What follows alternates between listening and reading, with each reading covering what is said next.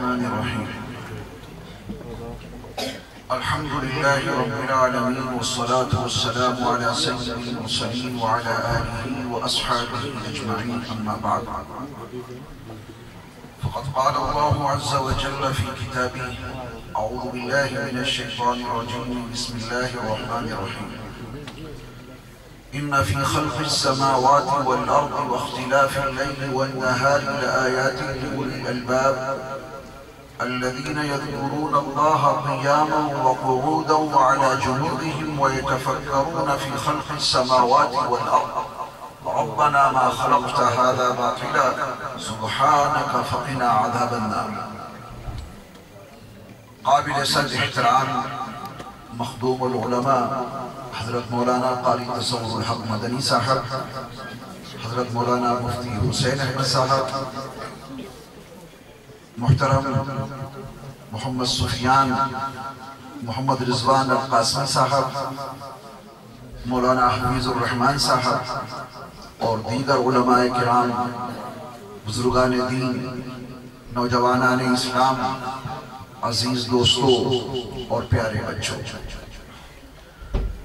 عظمت قرآن کانفرنس میں ہماری اور آپ کی شرکت اللہ وحدہ لا شریک لہ کا ایک عظیم انعام ہے۔ اللہ تعالی ہماری اور آپ کی اس حاضری کو اس عنوان سے قبول فرما لے کہ میری بھی اور آپ کی بھی اللہ مغفرت فرما لے۔ اس مختصر سے وقت میں چند اہم اور ضروری باتیں مجھے آپ کی خدمت میں پیش کرنی ہیں۔ آپ دعا فرمائیں کہ اللہ تعالیٰ مجھے حق بات کہنے کی توفیق عطا فرمائے اور آپ حضرات کو بھی حق سننے کی سعادت بخشے اور ہم سب کو کہنے سننے سے کہیں زیادہ عمل کی توفیقات عطا فرمائے۔ یہ قرآن حکیم اللہ وحدہ لا شریک لہ کی وہ آخری کتاب ہے جس کو اللہ تعالیٰ نے قیامت تک آنے والے انسانوں کے لیے ہدایت اور رہبری اور رہنمائی کا سب سے معتبر ذریعہ بنایا ہے۔ اللہ تعالیٰ نے اپنی آخری کتاب 23 سال کی طویل ترین مدت میں نہایت تدریج کے ساتھ اپنے اس رسول صلی اللہ علیہ وسلم پر نازل فرمائی کہ جن کی شان یہ تھی کہ تیری خاموشی بھی اذان، تیری خاموشی بھی اذان، نیندیں بھی تیری رت جگے، تیری خاموشی بھی اذان، نیندیں بھی تیری رت جگے، تیری حیات پاک کا ہر لمحہ پیغمبر ہے۔ بے شک 40 سال کی مدت مکمل ہونے کے بعد یہ کتاب اللہ نے اپنے نبی پر نازل فرمائی صلی اللہ علیہ وسلم۔ کتاب کا نزول کرنے سے پہلے اللہ نے 40 سال قبل صاحب کتاب کو مبعوث کیا۔ تیری خاموشی بھی اذان، نیندیں بھی تیری رت جگے، تیری حیات پاک کا ہر لمحہ پیغمبر ہے۔ خیر البشر خطبہ تیرا، آواز حق خطبہ تیرا، آفاق تیرے سامنے، آفاق تیرے سامنے۔ یہ قرآن اللہ کی وہ آخری کتاب ہے جس نے دنیا کے تمام علوم کو چیلنج کیا اور قیامت تک یہ چیلنج باقی رہے گا۔ دنیا کی کوئی طاقت قرآن جیسا کلام پیش نہیں کر سکتی۔ آپ اہل علم و دانش ہیں، زیادہ طویل گفتگو کی ضرورت نہیں، قرآن کے حوالے سے اپنا یہ عقیدہ مضبوط رکھیں کہ جب قرآن کو اس کی اصلی شکل میں انسانوں کے سامنے پیش کیا جائے گا تو یہ انسان مجبور ہوں گے لا الہ الا اللہ محمد رسول اللہ صلی اللہ علیہ وسلم کے پڑھنے میں۔ تفصیل کا تو موقع نہیں ہے۔ قرآن حکیم جو 30 پاروں پر مشتمل ہے، جس میں 114 سورتیں ہیں، جس کے 540 رکوعات ہیں اور جس کی 6666 آیتیں ہیں۔ حضرت مولانا مفتی حسین احمد صاحب بہت ہی قابل مبارکباد ہیں کہ آپ کی سعی پیہم اور جہد مسلسل کے نتیجے میں اس ادارے کے ایک طالب علم نے حفظ قرآن مکمل کیا۔ ان کے سینے میں وہ 6666 آیتیں رب کائنات نے محفوظ کر دی جو اللہ نے اپنے نبی صلی اللہ علیہ وسلم پر 23 سال کی طویل ترین مدت میں تدریج کے ساتھ میں نازل فرمائی تھی۔ یہ 6666 آیتیں، ان میں سے چند آیتوں کی تلاوت فخر القراء حضرت قاری محمد ادریس آصف صاحب نے فرمائی۔ ارشاد الہی ہے وَجَعَلْنَا اللَّيْلَ وَالنَّهَارَ آیتَيْنِ، یہ 6666 آیتیں اس حافظ قرآن کی زبان پہ جاری، یہ 6666 آیتیں اس حافظ قرآن کے سینے میں محفوظ، لیکن اس قرآن کے علاوہ رب کائنات ارشاد فرما رہا ہے وَجَعَلْنَا اللَّيْلَ وَالنَّهَارَ آیتَيْنِ، ہم نے رات کو اور دن کو 2 آیتوں میں تقسیم کیا ہے، یہ بھی 2 آیتیں ہیں۔ رات بھی میرے رب کی ایک آیت اور دن بھی میرے رب کی ایک آیت، اور قرآن حکیم کے 20ویں پارے میں سورۃ القصص میں میرے رب کا ارشاد ہے اگر میں رات کو پھیلا دوں تو کون ہے دنیا کی وہ طاقت جو تمہارے سامنے دن کو پیش کر سکے، اور اگر میں دن کو لمبا کر دوں تو کون ہے دنیا کی وہ طاقت کہ جو تمہارے سامنے رات کی تاریکی کو پیش کر سکے۔ رات کی تاریکی کے تقاضے ہیں کہ تم سکون کی نیند حاصل کرو، اور دن کی روشنی کے تقاضے ہیں کہ تم اپنے رب کے فضل کو اور رزق کو حاصل کرو۔ وَجَعَلْنَا اللَّيْلَ وَالنَّهَارَ آیَتَيْنِ فَمَحَوْنَا آیَةَ اللَّيْلِ، ہم نے رات کی نشانی کو مٹا دیا، رات کی تاریکی کو میرے رب کے سوا کوئی دور نہیں کر سکتا، وہی سپید صبح نمودار کرتا ہے، وہی رات کی تاریکی کو چھا دیتا ہے۔ کہ رات اور دن ہمارے رب نے ہمارے اور آپ کے لیے 2 آیتیں بنائی ہیں، ایک آیت رات ہے اور دوسری آیت دن ہے۔ ہمارا رب اس رات والی آیت کو مٹا کر وہ دن کی آیت کو نمودار کر دیتا ہے تاکہ تم روشنی بھی حاصل کرو، اپنے رب کے فضل کو بھی تلاش کرو، اور لِتَعْلَمُوا عَدَدَ السِّنِينَ وَالْحِسَابِ، تاکہ تم سنوں کو حساب کو اپنے شمار میں لا سکو، کون سا مہینہ ہے اور کون سا سال چل رہا ہے۔ یہ تمہارے حساب اور کتاب کی مضبوطی کے لیے رب کائنات نے ان دونوں آیتوں کا نظام کیا۔ وَكُلَّ شَيْءٍ فَصَّلْنَاهُ تَفْصِيلًا، اگر وَكُلَّ شَيْءٍ فَصَّلْنَاهُ تَفْصِيلًا کی اختصار کے ساتھ تفصیل بیان کی جائے تو گھنٹوں اس کے لیے چاہیے، مگر میں اس سے اگلی آیت کے تعلق سے 2 جملے عرض کر کے رخصت کرتا ہوں۔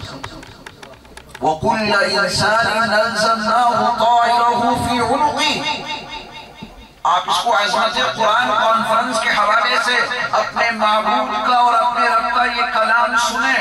وَكُلَّ إِنسَانٍ أَلْزَمْنَاهُ طَائِرَهُ فِي عُنُقِهِ، کروڑوں سمجھے رب کائنات، یہ انفارمیشن ٹیکنالوجی، یہ کمپیوٹر کی ایجاد، ماؤس ہاتھ میں، مونیٹر سامنے، کی بورڈ ہاتھوں کے ماتحت، ہارڈ ڈسک سی پی یو کے اندر موجود، جو بھی آپ کام کرتے ہیں وہ اس کے اندر محفوظ ہو رہا ہے۔ آپ نے اپنا پورا ورک مکمل کرنے کے بعد پرنٹر کا تار اپنے کمپیوٹر سے جوڑا، آپ نے ایک کمانڈ دی، جو کام آپ نے کیا ہے وہ سارا پرنٹ ہو کے آپ کے ہاتھوں میں آ گیا۔ کروڑوں سجدے رب کائنات کو جس نے اپنے نبی علیہ السلام پر اب سے 1450 سال پہلے کائنات کے پورے نظام کو اور خاص طور پہ انسان کے تمام اعمال کو، وہ خیر کے عنوان سے ہو یا شر کے عنوان سے ہو، یہ بتایا کہ کل قیامت کے دن تمہارا ہر چھوٹا اور بڑا عمل تمہاری نگاہوں کے سامنے آ جائے گا، اور تم رب کی بارگاہ میں اس نظام کو دیکھ کے پکار اٹھو گے۔ مالی هذا الكتاب لا يغادر صغيرة ولا كبيرة إلا أحصاها، اس پرنٹ میڈیا کو ہم دنیا میں دیکھتے ہیں، ذرا آخرت کے اندر پہنچ کر آخرت کے نظام کو قرآن کے حوالے سے دیکھیں۔ جب یہ انسان اپنی زندگی کے پورے کارناموں کو خواہ و خیر کے عنوان عنوان سے ہو یا شر کے عنوان سے ہو، جب کتابی شکل میں دیکھے گا تو چیخ اٹھے گا ما لهذا الكتاب لا يغادر صغيرة ولا كبيرة الا احصاها۔ یہ ہے وہ قرآن کہ جب اس کو انسانوں کے سامنے اس کی اصلی شکل میں لایا جائے گا، وہ ذمہ داری ہماری اور آپ کی ہے، یہ ذمہ داری ہم حاملین قرآن کی ہے۔ ہر انسان پکار اٹھے گا لا الہ الا اللہ محمد رسول اللہ صلی اللہ علیہ وسلم۔ وَكُلَّ إِنسَانٍ أَلْزَمْنَاهُ طَائِرَهُ فِي عُنُقِهِ۔ یہ عنق، یہ گردن، یہ جنکشن ہے دل اور دماغ کے تعلق کو واضح کرے۔ انسان کی آنکھ کام نہیں کر سکتی جب تک دل اور دماغ کا آپس میں تال میل نہ ہو۔ انسان کی زبان ایک لفظ نہیں بول سکتی جب تک انسان کے دماغ اور دل کا آپس میں تال میل نہ ہو۔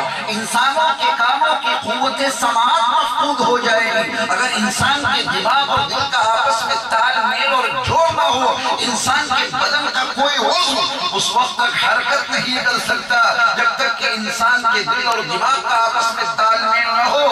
دل اور دماغ کے درمیان کے جنکشن کا نام ہے عنق یعنی گردن۔ رب کائنات نے اس کے اندر وہ کون سی ہارڈ ڈسک فیڈ کر دی ہے کہ ہمارے بدن سے صادر ہونے والے تمام اعمال، ہماری زبان سے نکلنے والا ہر کلام، ہماری آنکھوں سے نکلنے والی ہر روشنی، ہمارے کانوں کے پردوں سے ٹکرانے والا ہر جملہ، کانوں کے حوالوں سے دماغ کو ریفر کیا جانے والا ہر پیغام، دل کے پردوں پر نمودار ہونے والے جملہ احساسات اس جنکشن میں لگی ہوئی اس ہارڈ ڈسک کے اندر محفوظ ہو رہے ہیں۔ وَكُلَّ إِنسَانٍ أَلْزَمْنَاهُ طَائِرَهُ فِي عُنُقِهِ، صرف پرنٹر لگانے کی دیر ہے۔ وَنُخْرِجُ لَهُ يَوْمَ الْقِيَامَةِ كِتَابًا يَلْقَاهُ مَنْشُورًا۔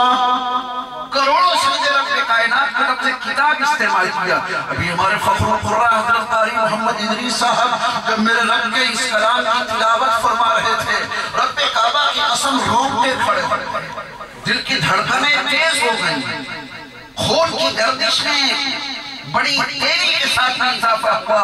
یہ ہے میرے رب کا وہ کلام جس نے اب سے 1450 سال پہلے انسانوں کو یہ پیغام دیا تھا، آنکھوں کا صحیح استعمال کرنا، یہ تمہاری آنکھوں کی ریکارڈنگ ہو رہی ہے، اپنے کانوں کا صحیح استعمال کرنا، یہ پیغام تمہارا محفوظ ہو رہا ہے، اپنے ہاتھ اور پیر کو محفوظ اور موجود رکھنا، احتیاط کے ساتھ میں استعمال کرنا، تمہارے ہر عمل کو محفوظ کیا جا رہا ہے، اور دل اور دماغ پر جو تصورات نمودار ہوں گے وہ بھی محفوظ ہو رہے ہیں ہارڈ ڈسک کے اندر۔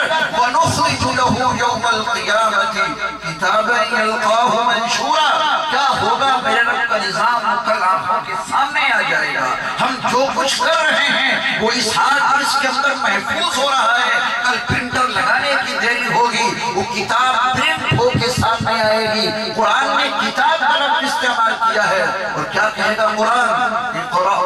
کتابت، میرے رب کا کلام رونگٹے کھڑا کر دینے والا، دل دہل جائے۔ جب یہ قرآن نے کہا وَإِذَا تُلِيَتْ عَلَيْهِمْ آيَاتُهُ زَادَتْهُمْ إِيمَانًا، جب ان کے سامنے میرے رب کی آیتوں کی تلاوت کی جاتی ہے ان کے ایمان میں اضافہ ہو جاتا ہے۔ جس وقت قاری صاحب ہمارے رب کے اس کلام کی تلاوت کر رہے تھے، ہماری زبانوں پر سبحان اللہ الحمدللہ جاری تھا، یہ ہمارے ایمان کی مضبوطی کی علامت ہے۔ کاش ان آیتوں کے مضمون کو بھی ہم سمجھ لیتے تو آنکھوں سے آنسو آتا۔